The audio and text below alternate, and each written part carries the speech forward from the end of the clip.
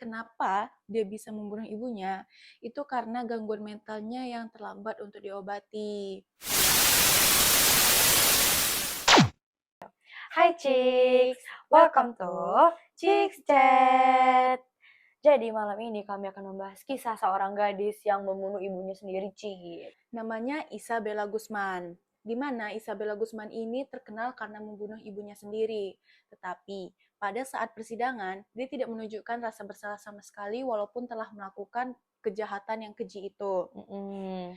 Pada saat persidangan dia lebih kayak senyum-senyum, ketawa-ketawa. Benar. Dia ngerasa lagi jadi perhatian publik bukan karena pembunuhan ini, tapi karena dia cantik mungkin ya. Kalian pasti penasaran kan, kenapa kok dia biasa di persidangan yang dimana dia tuh membunuh ibunya sendiri, tapi dia senyum-senyum, tapi dia ceria-ceria. Makanya biar kalian tahu, ayo kita lanjut ke pembahasannya. Jadi, Isabella ini dilahirkan oleh seorang ibu yang bernama Yoon Mi Hoi dan memiliki seorang ayah yang bernama Robert Guzman. Perlu kalian tahu, Chicks, kalau ibunya ini tuh adalah keturunan Korea Selatan, sedangkan ayahnya Robert Guzman ini keturunan dari Hispanik. Namun, pada saat Isabella ini masih kecil, orang tuanya ini memiliki konflik yang mengharuskan mereka bercerai. Setelah bercerai ini, Isabella memutuskan untuk tinggal bersama ibunya. Dan ibunya memilih untuk menikah lagi dengan seorang pria yang bernama Ryan Hoi. Karena perubahan keluarga yang sangat cepat ini, mentalnya si Isabella tuh mulai terguncang pada saat dia masih masa remaja gitu, Ci. Selain itu, Cik, ada juga permasalahan dia pengaruh agama dari orang tuanya. Jadi, mamanya si Isabella ini tuh menganut agama, yaitu Saksi Yehova. Dan si Isabella tuh gak suka sama agama yang mamanya anut ini. Akhirnya dia memutuskan untuk keluar dari agama yang mamanya anut ini. Karena kan dia dari kecil ikut agama mamanya kan. Karena dia memilih keputusan ini dan membuat keputusan ini, akhirnya mamanya tuh ngamuk banget lah sama dia. Dan dari situ mereka tuh gak pernah akur lagi di rumah. Karena di rumah si Isabella tuh sering berantem banget sama mamanya kan. Akhirnya mamanya tuh oper lah si Isabella ini ke bapaknya tadi, bapak kandungnya si Robert Guzman. Terus pas si Isabella ini udah tinggal di rumahnya Robert Guzman, dia bukannya makin rajin, bukannya makin baik, tapi dia tuh makin bandel, dia makin suka-suka hati dia, makin liar gitulah. Sampai di mana dia tuh di drop out lah, di DO dari SMA-nya. Karena lah kenakalan dia ini makin gila, akhirnya bapaknya angkat tangan, give up, dia surrender, kayak udah lah, aku balikkan mama kau gitu, dibalikkan lah si Isabella ini ke mamanya gitu. Tapi di sinilah titik plot twist-nya. Kenapa? Karena ternyata si Isabella tuh mengidap penyakit skizofrenia. Nah, itu tuh gangguan jiwa berat gitu. Tapi keluarganya tuh nggak ada yang kalau dia ini skizo gitu. Karena ya orang tuanya udah keburu kesal sama dia kan, gara-gara dia tuh kayak bandel, suka dia gitu. Karena gangguan mental ini keluarganya tuh ngira dia cuman kayak yang malas. Iya, gitu. Kayak nakal-nakal anak pada umumnya gitu. Pas dia kena gejala skizo ini, dia itu mulailah kayak ngelakuin hal-hal aneh, gelagat aneh gitu loh. Ya. Jadi dia tuh kayak mulai ngomong sendiri. Terus katanya tuh dia udah dengar bisikan gaib. Nah, terus dia ini dapat informasi dari yang gaib itu, katanya mamanya ini seorang alien yang mau ngebunuh dia, namanya Cecilia gitu. Jadi alasan utama kenapa dia ngebunuh mama ini sebenarnya karena dia berpikir bahwa mamanya ini alien yang mau ngebunuh dia dan menghancurkan dunia ini. Iya, jadi dia pikir dengan ngebunuh mamanya, which is si alien ini akan menyelamatkan dia dan orang-orang lainnya di bumi ini gitu. Padahal itu efek dari halusinasi skizonya. Nah, jadi kesimpulan dari latar belakangnya si Isabella ini, kenapa dia bisa membunuh ibunya, itu karena gangguan mentalnya yang terlambat untuk diobati. Juga tekanan stres dari masalah keluarganya itu. Gitu. Ya gitu, Ci.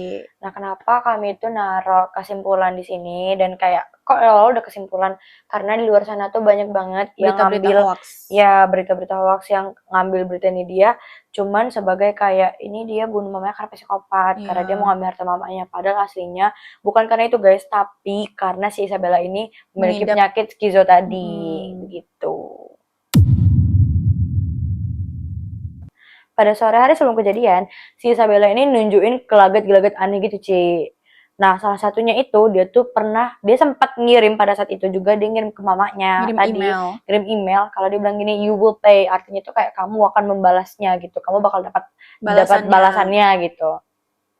Nah, karena hal itu mungkin mamanya ini ngadu lah ke bapak aslinya, ya kan? Iya, si Robert Guzman itu. Iya, terus bapaknya itu ngomong lah, nasihatin sama dinasihatin lah si Isabella ini. Dibilang, kamu tuh jangan kayak gitu, meskipun dia pernah nyakitin kamu, dia tetap ibu kamu, dia tetap yang ngelahirin kamu, gitu-gitu lah.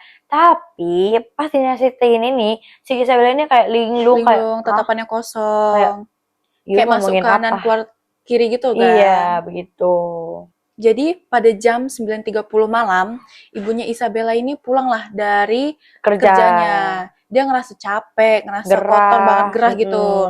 Pergilah dia ke kamar mandi, jalan. Di rumah itu juga ada ayah tirinya. Si Ryan tadi di bawah lagi nyantai. Jadi waktu pas si ibunya ini mandi, tiba-tiba ternyata Isabella ini nyusul bawa pisau ke kamar mandi dan melakukanlah pembunuhan kepada ibunya tadi. Nah, pas dia tuh ngebunuh ibunya, bukannya nggak didengar sama Ryan, dengar, dan Ryan tuh langsung ngebut ke atas buat buka. Tapi ternyata dia tuh ngeliat loh, di dalam tuh ada si Isabella ini lagi nahan pintu saat lagi bunuh-bunuh ibunya ini. Pas lah pintunya itu bisa dibuka, Isabellanya langsung kabur. Pas Rani nengok bininya ini, which is mamanya Isabella, udah meningsoy. Dia ngelihat banyak darah yang berceceran dan tubuhnya si Yoo Min Ho ini tuh udah banyak tusukan-tusukan gitu. Nah, setelah si Ryan ini melihat itu, kejadian itu, dia langsung cepat-cepat nelfon 911. Ditelepon. Setelah 12 jam, kurang lebih 12 jam, dicari-cari lah si Isabella ini kan, ketemu di parkiran sepi, kosong gitu. Dia kayak sembunyi di corner tempat parkiran itu. Di ujung. Dia cuma duduk, terus ngelihat aja linglung juga. Iya, kayak orang-orang bingung gitu. Waktu pas ditemukan, dia bajunya ini masih ada bercak-bercak darah, bekas-bekas darah, masih banyak darah di sekujur tubuhnya. Nah, ditangkaplah si Isabella ini, Ci. Setelah apa yang dilakukan Isabella sama ibunya, dia itu diinterogasi sama pihak kepolisian. Tapi sebelum itu kita akan membahas hasil otopsi dari pihak penyelidik atas apa yang udah dilakukan si Isabella kepada ibunya gitu. Jadi kita akan membahas luka-luka yang ada di ibunya. Jadi informasi yang kami dapat dari autopsi ini, ibunya tuh mendapatkan 151 kali tusukan di sekujur tubuhnya. Yang pertama tuh ada di wajahnya sebanyak 35 tusukan. Lalu ada di sekitar lehernya mendapatkan 51 tusukan. Itu tuh sayatannya tuh dalam sampai ke pembuluh darah. Nah, yang terakhir itu ada di beberapa bagian tubuhnya terdapat 65 tusukan. Itu adanya di dada, ada di perut, dan juga di lengan. Ya. Nah, jadi selain dari tusukan-tusukan itu, ibunya ini juga mendapatkan trauma benda tumpul. Iya. Sebelum Isabella menusuk ibunya ini, Isabella tuh memukul bagian belakang kepala ibunya dengan tongkat baseball. Jadi disitulah ibunya tuh pingsan, baru ditusuk-tusuk sama Isabella ini. Jadi itu tadi informasi yang kami dapat tentang otopsi ibunya Isabella ini. Sekarang kita akan masuk ke persidangannya. Persidangan Isabella Guzman ini digelar pada musim panas tahun 2014. Dan si Isabella ini tidak dikenakan sanksi apapun karena dia dinyatakan tidak bersalah atas dasar gangguan jiwa tadi. Nah, kita akan mengulik lebih lagi tentang skizofrenia paranoid ini. Skizofrenia paranoid ini adalah gangguan jiwa yang sangat-sangat berat. Udah di titik yang level tinggi lah. Ibaratnya kalau kanker ada stadium 4 gitu. Iya. Nah, separah apa sih si skizofrenia paranoid ini? Ini tuh separah sampai si Isabella ini tidak bisa membedakan mana yang benar, mana yang salah. Mana yang nyata, mana yang tidak. Makanya dia pada saat mendengar bisikan-bisikan gaib yang mengatakan bahwa dia harus membunuh ibunya, dia nggak tahu apakah itu nyata, apakah itu benar gitu. Dia tuh nggak paham gitu, separah itu. Makanya di persidangan ini dia dinyatakan tidak bersalah gitu. Namun meskipun dia tidak diberi sanksi apapun, dia itu dimasukkan ke rumah sakit jiwa. dan dia juga sempat beberapa kali mengajukan untuk keluar dari rumah sakit jiwa itu, tapi ditolak terus, gak pernah diterima. Karena berbahaya kan, kalau misalnya dia keluar ternyata dia belum fully sembuh gitu, dia belum fully healed, dia bisa saja melakukan hal yang sama atau bahkan lebih buruk seperti itu. Tadi kan ada nih di-mention Isabella ini mengajukan banding ulang untuk keluar dari rumah sakit jiwa ini. Benar. Sekarang kita akan mengulik lagi, menggali apa aja upaya pengajuan si Isabella ini untuk keluar dari rumah sakit jiwa. Jadi Ci, di acara itu dia mengajukan permohonan banding ulang, ingin dilepaskan dari rumah sakit jiwa tersebut. Dengan alasan dia itu katanya udah pulih total gitu. Nah, setelah dia mengatakan itu, dia juga menyampaikan penyesalannya. Ya, dan dengan berkata pada saat itu bukanlah diri saya sendiri. Namun sejak saat dia membunuh ibunya itu, dia katanya kesehatannya udah pulih total. Isabella juga mengklaim sebelum kejadian di tahun 2013 ini, Isabella itu pernah mendapatkan kekerasan di rumah setelah dia tuh membuat keputusan untuk keluar keyakinan dari saksi Yehova tadi. Nah, setelah itu kan dia masih RSJ setelah dia melakukan pembunuhan kepada ibunya. Di situ juga dia sempat melaporkan kalau dia katanya dilecehkan sama staf salah satu di RSJ itu. Hingga kabar terakhir setelah rentetan persidangan ini, si Isabella tuh tetap kekeh banget buat dia mau lepas dari RSJ, jadi mau keluar gitu dari RSJ ini. Dan hukum Amerika juga kekeh kalau misalnya dia nggak bisa keluar dari RSJ karena bisa demi mengamani keamanan publik gitu.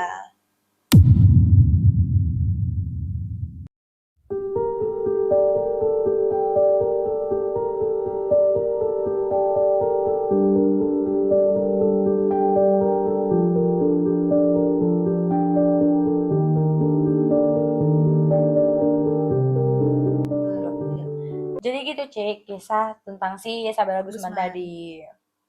Jadi sebenarnya co-parenting dan lingkungan itu tuh sangatlah penting untuk pertumbuhan anak. Iya. Gitu. Kenapa bisa Isabella Guzman ini mengalami skizofrenia yang berat ini? Ya, itu juga karena kan orang tuanya juga dan mungkin sosialisasi dia juga kurang itu bersama orang-orang di luar gitu. Makanya guys, penting kita untuk care kepada lingkungan sekitar. Benar. Dan itu juga alasan kenapa kalaupun lah misalnya kita nih introvert, tapi jangan sampai apa-apa tuh menutup diri. Karena kalau misalnya kalian nyimpen apa-apa sendiri, itu akan menjadi bom waktu dan itu akan kembali sendiri kepada kalian sendiri gitu. Jadi selagi masih bisa cerita lah ke orang, mau ke temen, mau ke anjing, hewan, atau bahkan benda mati pun sebenarnya nggak apa-apa gitu. Nggak, kalau kalian ngomong ke benda mati belum tentu skizo kok, nggak apa-apa gitu. Siapa tahu kalian mungkin ada yang tidak punya teman atau mungkin tidak percaya kepada orang-orang untuk menceritakan sesuatu yang personal gitu. Jadi juga untuk kawan-kawan nih, kalau ada teman yang mau cerita, mau curhat, dengerin aja dulu. Iya. Walaupun kalian nggak bisa menanggapinya dengan baik, kadang tuh ada orang yang butuh didengar aja, nggak perlu dikomentari begitu. Nggak apa-apa guys, mungkin kalau misalnya ada yang mau cerita tanpa dipublish juga nggak apa-apa, cerita ke kami. Benar, karena kami akan menemani kalian, kami akan mendengarkan cerita kalian, kami akan kasih respon sebisa kami, sebaik mungkin. Benar. Nah, mungkin kalau teman-teman Cici semua ini mau mengirimkan cerita, apapun lah itu, terserah Cici semua. Cici bisa email kami di email yang ada di deskripsi box. Oke? Sekian kisah hari ini tentang Isabella Guzman. Jangan lupa like, comment, subscribe, dan share. Terima kasih Cik-Cik. Alhamdulillah. Aneh juga. Jadi Ci, di acara itu dia mengatakan mengajukan Andin. Pelan-pelan apa ya?